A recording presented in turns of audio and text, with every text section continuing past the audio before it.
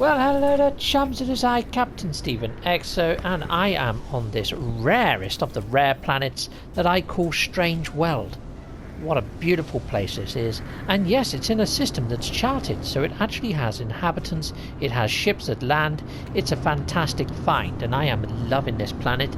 So I thought I'd give you a little bit of a tour of the planet that I have found and that I have been exploring for a couple of days.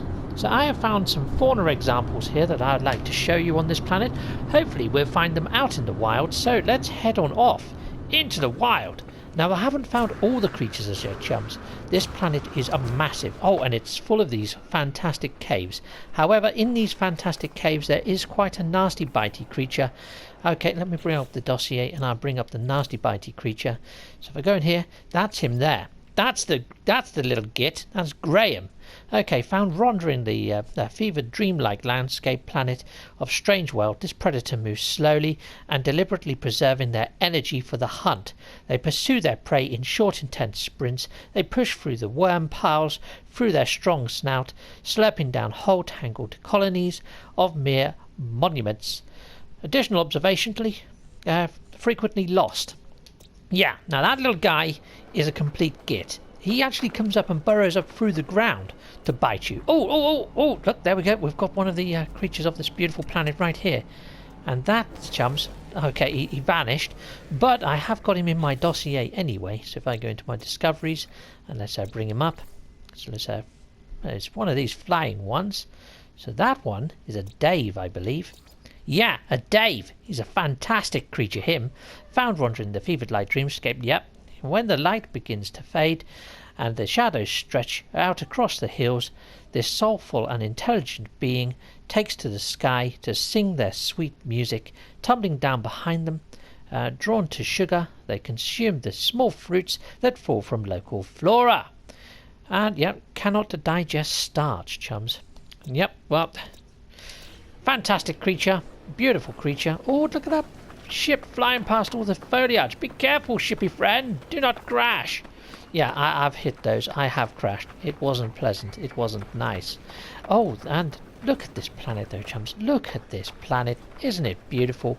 Look at those. There's a load of Daves. Hello there, Daves. I'm going to give them a wave. I'm going to give the Daves a wave. Wavy Davy. Wavy Davy. There we go. So there we go. We wave to the Daves. Fantastic. I'm loving this world, chums. It really is gorgeous. Let's get a picture. Let's get a photo. Look at that with all the Daves in flight. Very nice. That's one for the album, chums. That's one for the album. Chums. Well, it has gone to night. Yeah, so there might be some creatures that actually frequent the landscape at night. I mean, the Daves are always in flight with their singing and their songs, just like it's said in the dossier. But yeah, I haven't come across any nocturnal creatures that you wouldn't see in the daytime. But yeah, let's call in the ship. Let's do a little flyby, because I want to do a little flybys to get myself towards a watery area, because there is some fantastic sea life. There is also one common underwater creature that I have yet to find, chums. And yeah, I've searched for a while. I found the rare creature, but have I found the common one? No, I have not. So let's fly on up. And I think if you were watching my live stream the other day, you may have seen my base that I built on this planet. Let's fly on up. And we'll fly to the base quickly. Now I'll show you what I've built on this luscious world. So let's head on up here. And let's take a quick look-see for my base. Where are you, base? I'll tell you what, I'd get to the base and then I'll be right back with you. So give me 5 minutes. Oh, there's my base there. Let's get it locked in. Oh, it's a bit of a distance. Right, yep. So through the power of editing, I'll see you at my base in a bit. Okay, chums, well, I've arrived at my base. Now, some of you may have seen me build this in live, but I have made a few additions. Let's just go into camera mode. Let's put the sun in the sky, and let's have a better look at this. So as you can see, this is R2-D2 from Star Wars. And yeah, the additions that I made is I added that to his front of his face, like the light and the red light as well. and I added some bits and bobs on his legs just to add more details, but I haven't yet put the frost wart up in his actual head because I need more dioxide. So really I need to go to a frost world planet, get some dioxide, but there we are. Or I just need to get some salt so I can actually make some dioxide out of some of the frost crystal that I've got, because I've got a heck of a lot of frost crystal. That almost looks like lava down there, doesn't it, chums? It really does. The water on this planet is amazing. And yeah, that's the next part of this video. I am going to go jump in the water and see if we can find ourselves any of the decent creatures that frequent the oceans of this beautiful world. It's just amazing. And this is also a ringed planet. I mean, look at the sky. It's so amazing. Beautiful place. Beautiful and strange and magical. I love this planet. It's brilliant. Okay, so let's head on into the water. Oh, chums, look at this. I think we found a Barry. Oh, yes, we found a Barry. So let's go into camera mode. Let's have a better look at Barry. There he is. Barry in the wild. Look at his little face. It's like a little goblin type looking thing. I have no idea how to describe this. It's like a goblin crossed by rat. And if you get that planet in the background, it looks like they're flying, but they really aren't. They're swimming. Lovely little guys. They have got webbed toes. Kind of. Right, okay, so let's go into the dossier and let's have a better look at Barry, sorry. I have got a Barry and a Gary on this planet. It gets a bit of a mouthful. Okay, so yeah, let me show you the Barry first of all. So here we are. Here's Barry. Yep, so their lives are short, which is a shame. And saltwater fish spend their days in desperate swim to find a willing mate. Well, there's more males than females, chums. There really is. But yeah, they're pretty randy, but they can't find the females for love of trying. Okay, so there we are. And they eat on plankton and whatnot, like a lot of other sea creatures. Right, so it's got one extendable finger. You can't really see it on the feet here, and they have actually got webs in between their toes. When they do extend, the webs come out and they can swim a little faster. They usually reserve that for when they're hunting for their mate. But also we have underwater, we have a Gary. They actually go up on land, the Garys, but they do walk into the water as well. You can actually ride the Garys. They are beautiful creatures. I love the Gary. He's a great little creature. Digs underground nests. So yeah, they pretty much get everywhere, these little guys, but they're quite large. But yeah, beautiful creatures, very sociable. You usually find them in about stacks of 1 or 2, but sometimes well, not stacks of 1. You can't get a stack of 1, but you know what I mean. There's usually quite a few of them in a clump. But yeah, okay, right, so he's lovely. I like him. There's also a Todd.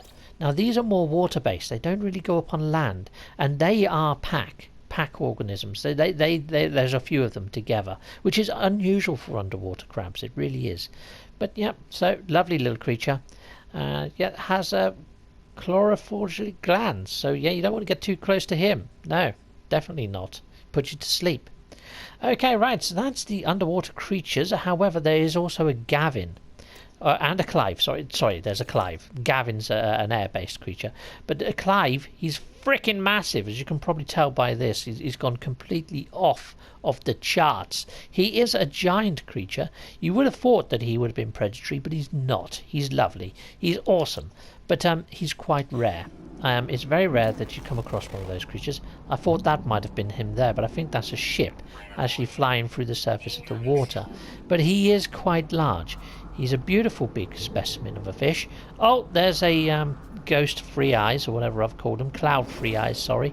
Yep, but they're quite common. But there is another common underwater creature that I have yet to have found here, chums.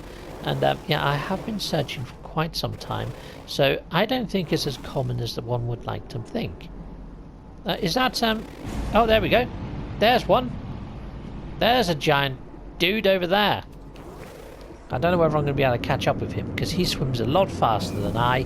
But yeah, that's a Clive.